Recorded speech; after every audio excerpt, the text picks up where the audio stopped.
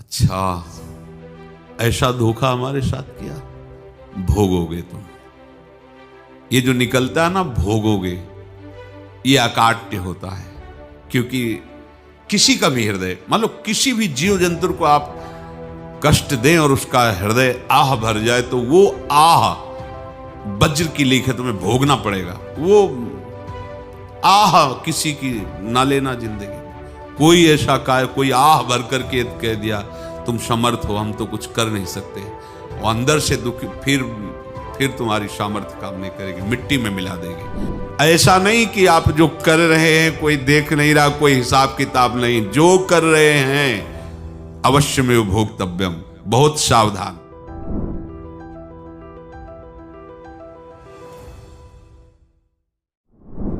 जीव स्वयं नित्य निरंतर कर्मों के जाल को रच रहा है और अपने आप को बांध रहा है। आपको मुक्त होना है, बंधना नहीं है। जीव का जन्म कर्मों के अनुबंध से होता है, कर्मों के बंधन से होता है, और उसको अपना ऋण चुकाना होता है। कर्मानुबंध ये बहुत सूक्ष्म विषय है। जैसे आप जिस परिवार में जन्म लिए हैं, तो उस परिवार के लोगों से आपका ऋण है, इसलिए उसी परिवार में आप आए हैं। और ऋणानुबंध, उसको बिना चुकाए या बिना वसूल किए आप वहां से जाएंगे नहीं। आपको लेना है तो वसूल करना है, और देना है तो चुकाना है। ये पूर्व के जन्मों से निश्चित किया गया है। जैसे किसी के यहां पुत्र हुआ, जन्म से ही पैसा खर्चा शुरू हुआ, जो बड़ा हुआ तो उद्दंडता के द्वारा मार पूरे परिवार को क्लेश पर क्लेश देता चला जा रहा है। ये तुम्हारे कर्म का फल है। या ऐसे शक्तिहीन बुद्धिहीन ऐसे पागल पूरे जीवन सेवा करो, तुमसे अपना हिसाब चुकाने के लिए वो आया है। अब परिवार के जो सदस्य जुड़े आके, मतलब पत्नी आते ही पूरी हृदय में आनंद, परिवार में आनंद, और जीवन भर वो आनंद ही सुख देने के लिए उसका जन्म हुआ। वो अपना ऋणानुबंध मुक्त, और आते ही भयंकर क्लेश खड़ा कर दिया, बीच में दीवार और झगड़ा वैसा, फिर अतरे दिन मारपीट शुरू, कलह अशांति, पूरा जीवन नरक हिसाब करने आए। यहां ऋण चुकाए बिना कोई जा नहीं सकता, ऋण चुकाना पड़ेगा। किसी का ऋण वसूल करना है तो किसी को ऋण चुकाना है, दोनों काम करने होते हैं। अनेक जन्मों में अनेक लोगों के साथ हमने जो बर्ताव किए हैं, अच्छे या बुरे, वो होंगे। अब किसी आदमी को हम जानते नहीं, अचानक मिला, अचानक टक्कर लगा और मार पीट गाली गुप्ता सब कर दिया, चुपचाप सह लो। क्यों? ये आपका हिसाब है, पूर्व का हिसाब। हमारा उससे कोई द्वेष नहीं, कोई संकल्प नहीं। अचानक घटना घटी और हमसे द्वेष करने लगा, हमें पीटने लगा, हमें गालियां दे, ये हिसाब है, चुपचाप सह जाओ। अपने घर का भाई ही भारी दुश्मन बन गया और क्लेश दे, हिसाब है।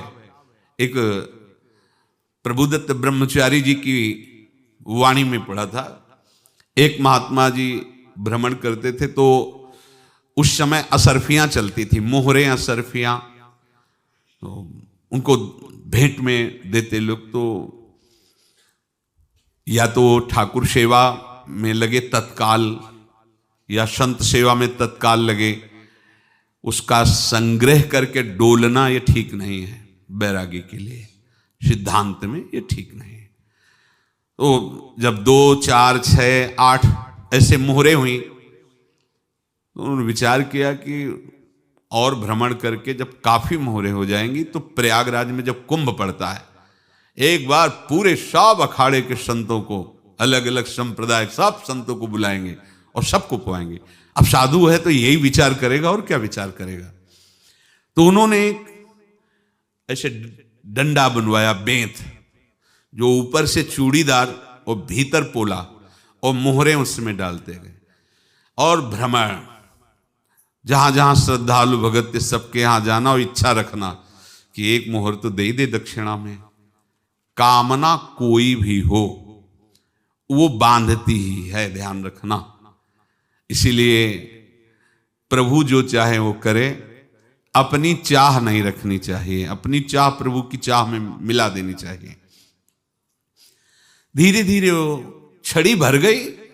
भ्रमण करने वाले महात्मा चूड़ी लगाई, इंतजार करते रहे। जब प्रयाग का कुंभ पड़ा तो चले। तो रास्ते में एक गांव में पूछा जाता है, जैसे कहीं रुको कि कोई श्रद्धालु ऐसा है जो संत सेवी है। तो कुछ लोगों ने बताया, हाँ एक परिवार है बहुत संत सेवी है और आपको मिलाते हैं उनसे। आइए महाराज, घर में रुका। खूब अच्छा हलवा पूड़ी पवाया और जो घर के मालिक थे चरण दबाए। चरण दबाते दबाते उनकी दृष्टि पड़ी उस डंडे पे। इतना मोटा और ऊपर से कुछ चूड़ी सी भी नजर आ रही, इस डंडे में तो कोई रहस्य है ही है। अब महात्मा जी को खवा पिला के सुला दिया। महात्मा जी जब सो गए तो पत्नी से धीरे से कहा, वो डंडा लाओ बाबा जी का डंडा। वो चूड़ीदार जो ही खोला पलटाया तो सैकड़ों मोहरे। ऐसे संत रोज पधारे भगवान, तुम आनंद हो जाए फिर क्या। पत्नी से कहा, नाप के कंकड़ लाओ। वो तो महात्मा जी तो खाए खीर पूड़ी, आराम से सो रहे। रात में पूरी प्लानिंग करके उसमें कंकड़ भर के चूड़ी लगाकर सिराने रख दिया, सारी मोहरें हटा ली। महात्मा जी आराम से छड़ी उठाए तो वजन पक्का। वैसे बड़े लोग चतुर होते हैं, पर ये नहीं जानते कि कर्म कितना भयानक होता है। और उनकी कोई संतान नहीं थी, पर धन में इतना प्रेम उनको था।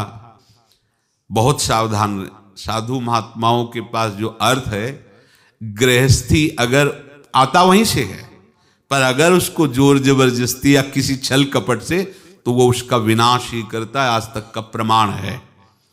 अब उनको ये भाव पता नहीं होगा, या पता होगा तो लोभ के कारण वो उसको मान नहीं पाए होंगे।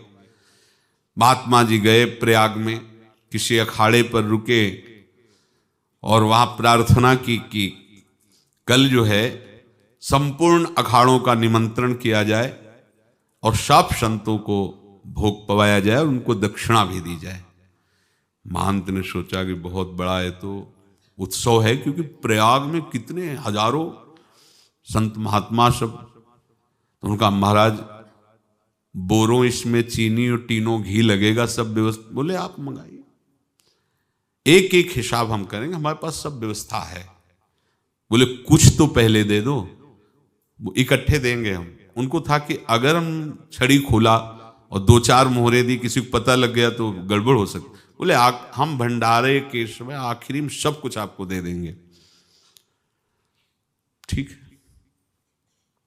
वो अपने पास से पैसे लगाकर खूब जितना सामग्री सब लाए, लाखों की, और सब संतों को निमंत्रण कर दिया।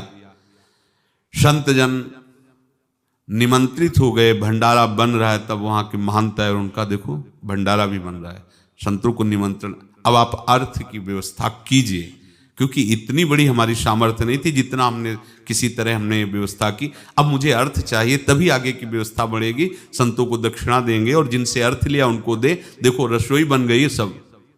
उनका छत में विश्वास नहीं तो ये अभी चूड़ी खोली। उनको तो था ना कि मोहरे हैं, कंकड़। तो अब जैसे कितना उनको सदमा लगा होगा। हजारों संतों का निमंत्रण, रसोई बन, मतलब संत हो के छल कपट। तो उनका महाराज आपने तो हमारा नाश कर दिया, जो महंत थे। अब बताओ रसोई बन गई, संत निमंत्रित हो गए और आप ये कंकड़ दिखा रहे हैं हमको। आपने तो हमें बर्बाद कर दिया। हमारी इतनी सामर्थ्य नहीं थी, आप पहले बता देते। संत होकर ऐसा छल कपट। अब वो बोले तो क्या बोले, क्योंकि उनको पता था कि मोहरे हैं इसमें।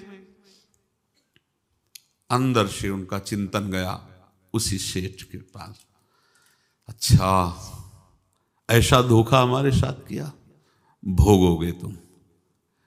ये जो निकलता है ना भोगोगे, ये अकाट्य होता है। क्योंकि किसी का भी हृदय, मान लो किसी भी जीव जंतु को आप कष्ट दें और उसका हृदय आह भर जाए, तो वो आह वज्र की लेख है, तुम्हें भोगना पड़ेगा। वो देखो भीष्म जी को भोगना पड़ रहा है ना। सांप को ऐसे धनुष की नोक से उठाया और बंबूल के कांटों के ऊपर फेंक दिया, कई दिन तक शेदा हुआ, वो आह भर करके मरा। तो आपको 6 महीने बाणों की सैया पर आह किसी की ना लेना जिंदगी में। कोई ऐसा कोई आह भर करके कह दिया तुम समर्थ हो, हम तो कुछ कर नहीं सकते, और अंदर से दुखी, फिर तुम्हारी सामर्थ्य काम नहीं करेगी, मिट्टी में मिला देगी। फिर ये तो संत थे और भगवत आराधना के लिए, संत आराधना के लिए ही ऐसा किए हुए थे। अब इनका कैसे मुंह दिखाएं, अब क्या करें। सुबह संत जन आएंगे, सबके बीच में हमारी कि देखो इन्होंने, अब क्या करें। गए और संगम में जाके छलांग लगाई, अपने प्राण त्याग दिए। अब उनके तो पास मोहरे थी और व्यापार बढ़ा, और 9-10 महीने बाद ही लड़का हुआ। अब तो उनको कि संत फलीभूत हो गया। देखो व्यापार चल रहा, लड़का नहीं होता था, लड़का भी हो गया, बड़ा आनंद छा रहा है। जब से वो प्रकट हुए और धन की वृद्धि शुरू हो गई, पढ़ाई लिखाई में उनके खर्चा हुआ सब, बस बीमारी शुरू हो गई उनके शरीर में। अब उसमें पैसा जाना शुरू हुआ। इतने आसक्त तो वो दोनों हो गए कि कुछ भी हो, व्यापार ठप, संपत्ति बेचना शुरू। तो उन्होंने कहा कि बेटा मैं क्या कर सकता हूं तुम्हारे लिए। बोले हमारी अंतिम इच्छा है प्रयाग चलो, और जितने प्रयाग में संत महात्मा सबको एक बार भंडारा करवाओ, हमारी इच्छा अंतिम है, क्योंकि अंतिम यही इच्छा थी। तो बोले अब ज्यादा संपत्ति तो नहीं रह गई, तो बोले घर बेच दो, मेरे लिए ही तो है, बेच दो। मुझे लगता मैं बचूंगा नहीं, पर मेरी अंतिम इच्छा पूर्ण कर दो। घर बेच दिया, जेवर बेच दी। वहां गए, जब संत सेवा की तो बोले मुझे संगम तक ले चलो। संगम तक ले गए और बोले समझे तुम चुराए थे और हमने उसको छीना है, कुछ नहीं रह गया तेरे पास कुछ, अब केवल ममता और आसक्ति में जलकर मर और नरक प्राप्त कर। मैं वही महात्मा हूं जिसकी तूने मोहरे ली थी, शरीर छोड़ दिया। महात्मा को जन्म लेना पड़ा और इनको दुर्गति भोगनी पड़ी। ऋणानुबंध होश में, ऐसा नहीं कि आप जो कर रहे हैं कोई देख नहीं रहा, कोई हिसाब किताब नहीं, जो कर रहे हैं अवश्य में भोक्तव्यम, बहुत सावधान।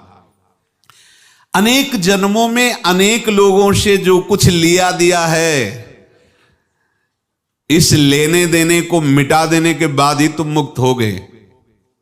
इसीलिए एक उपाय है, लेना न देना मगन रहना। क्या? मालिक को समर्पित हो जाओ, मालिक को अपना माना हुआ समर्पित कर दो, खत्म। अहम त्वाम स्वरूपापेभ्यो मोक्षयिष्यामि, सब खत्म। आगे पीछे लेना देना सब खत्म।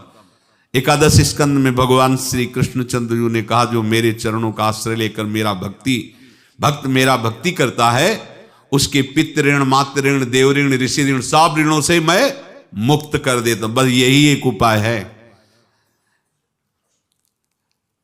जो इसके बंद करने का उपाय भक्तों के लिए है, वो यही है, भगवान की शरण में होकर अपना माना हुआ पूरा भगवान के अर्पित कर दो। अर्पित करने का तात्पर्य उसमें अहम हटा दो। तो दियम वस्तु गोविंदम तुभ्यमेव समर्पये। जिनसे तुमने सेवा करवाई है उनकी सेवा करनी पड़ेगी, जिनसे तुमने जो कुछ लिया है उनको देना पड़ेगा। ये लेने देने का व्यापार जब तक समाप्त नहीं होगा तब तक तुम्हारा जन्म मरण चलता रहेगा। अब आपको यहां समझना है, यदि आपसे किसी ने पैसे लिए बेईमानी करके नहीं दे रहा है तो आप उसको गाली मत दीजिए, आपने बेईमानी की थी इसलिए आपकी बेईमानी हुई है, ले गया, कोई बात नहीं है, बंधन से मुक्त हुए, जो बोझा था चला गया। उसको ऐसा ना देखे कि ये बेईमान हमारे रुपए मार लिए, अब जो कुछ होगा देखेंगे। अगर आप आगे नया कुछ करते हैं तो फिर आगे का हिसाब आपको भोगना पड़ेगा, ध्यान रखना। ऐसा नहीं है कि आपको भोगना नहीं पड़ेगा। एक ही उपाय है कि अब जो शरीर धारण किए इसी में जो भोग ले, आगे ना होना चाहिए। तो क्या करे? सर्वतो भावेन भगवान की शरण ले ले। ये तो सर्वाणि कर्माणि मयि सन्न्यस्य मत्पराः अनन्येनैव योगेन माम ध्यायन्तु उपासते तेषामहं समुद्धर्ता मृत्यु संसार से। ये बड़ा कठिन है पार होना, कोई छोटी मोटी बात है। एक महात्मा बाल्यावस्था से भजन करते थे, शालिग्राम भगवान पास रखते थे और उन्हीं की आराधना करके बस पाठ नाम जप और भ्रमण करते थे। यौवन अवस्था थी, गंगा जी के किनारे अपने ठाकुर को विराजमान करके स्नान करने के लिए कपड़ा ही उतार रहे थे कि 90 लोग आ गए, भाला तलवार सब ले, मारो मारो इसको मारो, घेर लिया। तो उन्होंने हाथ जोड़कर कहा हमने क्या अपराध किया, कोई सुन ही नहीं रहा। तो उन्होंने कहा मार तो डालोगे ही आप 90 लोग, हम कोई अस्त्र शस्त्र तो लिए नहीं, एक बार हमें गंगा में डुबकी लगा देने दो और अपने ठाकुर को स्नान करा देने दो, फिर इसके बाद आप मार देना। भगवत इच्छा से वो लोग रुक गए, स्नान किया और अंदर से प्रार्थना की, प्रभु ये क्या लीला है आपकी, आपके सिवा मेरा कोई है नहीं और ये मुझे मारना चाहते हैं। तो भगवान ने जानते हो क्या कहा उनके अंतर में, तुम मेरे में ध्यानस्थ हो करके शरीर को छोड़ो, ये लोग मारेंगे, ये मेरे भजन का फल है कि तुम्हें 90 जन्म नहीं लेना पड़ेगा, एक ही जन्म में 90 मिलके, तुमने 90 हिंसा की थी पूर्व में, तो तुम्हें 90 बार जन्म लेना होता और एक एक करके मारते। ये मेरे भजन का प्रताप है कि एक बार में ही 90 का हिसाब हो जाएगा। तुम आंख मूंदो, मेरे ध्यान में मगन रहो, मेरे प्रताप से तुम्हें कोई चोट नहीं होगी और स्वाभाविक मूर्छावस्था में प्राण तुम्हारे छूट जाए। ऐसा ही हुआ, ऐसा हुआ। तो ये बात समझ लो कि ये जो कर्मानुबंध है, ऋणानुबंध है। अब देखो, अगर शाप महात्माओं ने दिया कि तुम्हारे वंश का इससे विनाश होगा, तो भगवान भी परम धाम जा रहे तो उसी कील से, बाण की नोक में जो मछली लील गई थी छोटा कण, उसी से की नोक बनाई और उसी नोक को प्रहार किया, भगवान के श्री चरण में वही बाण की नोक लगी और भगवान ने स्वीकार किया ना। भगवान का बड़ा लीला विचित्र है। अगर छुप करके उधर रामावतार में बात, तो इधर ऐसे स्वीकार किया है भगवान ने। ऐसा कहीं नहीं दिखाया कि मैं भगवान हूं तो मैं अपने लिए, ऐसा नहीं दिखाया। नारद जी का हित किया पर नारद जी ने शाप दिया तो भगवान ने स्वीकार किया। बंदरों ने ही सहायता की, जैसा बोले थे वैसा। ये लीला इस शरीर में भोगनी पड़ेगी। हाँ, ज्यादा को कम में भुगता देंगे, पर अब अगला शरीर ना मिले, इसके लिए सर्वतो भावेन भगवान के आश्रित हो जाए। जैसे आपने दुकान फैला रखी है तो उसमें दो काम होते हैं, लेना और देना। किसी को उधार दिया है तो हमें उससे लेना है, और कोई नगद देकर सामान ले रहा है तो उससे सामान देना है, या उधार लिया है तो हमें उधार देना है। अब अगर दुकान बंद करनी है तो तुम्हें देने वालों पर जोर देना है, लेने वालों पर जोर नहीं। लेने वाला तो जाओ हम क्षमा किया, समर्पित किया, हमारा कोई संबंध नहीं, खत्म हो जाए, वो खुशी हो जाएगा। लेकिन देने वाला तुम अगर दुकान भी उठा दोगे तो जहां भी रहोगे तुम्हारे पास वो आएगा, लाइए हमारा।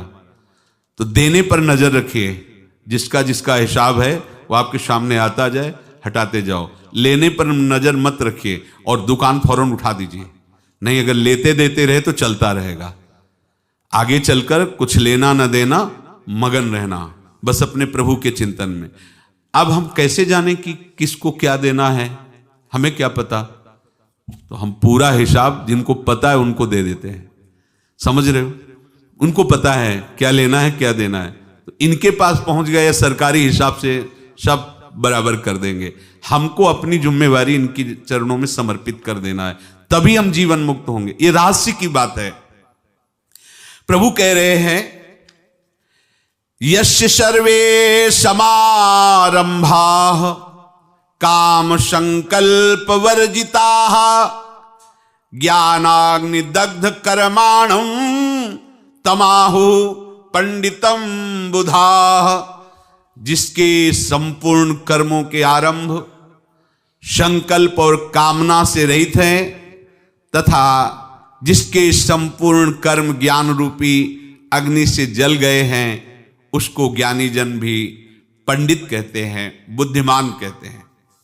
पूज्य श्री भाई जी महाराज कह रहे हैं, जैसे वहां ज्ञानाग्नि से दग्न कह रहे हैं, तो अपने वृंदावन वासियों का प्रेमाग्नि से सब कर्म संस्कार दग्न होते हैं। जिस समय आपके हृदय में भगवत प्रेम का प्रादुर्भाव होगा तो लेश मात्र कभी तुम्हें दुख नहीं भोगना पड़ेगा। प्रेम का प्रादुर्भाव होते ही दुख का नाश हो जाता है, महासुख। जब प्रेम का प्रादुर्भाव होगा तो समस्त पाप भस्म हो जाते हैं, अशांति नष्ट हो जाती है, संसार ज्वाला स्पर्श भी नहीं कर सकती है। जब भगवत प्रेम का प्रादुर्भाव होता है तो हो सकता है उस उपासक के जीवन में दुखों का पहाड़ टूट पड़े, परिवार खिलाफ, शरीर रोगी, अव्यवस्था, बहुत बहुत कुछ, सब कुछ। कह रहे हैं इतना सब होने पर भी उसके हृदय में कोई भी दुख नहीं होता। ऐसा सामर्थ्यशाली भगवत प्रेम है।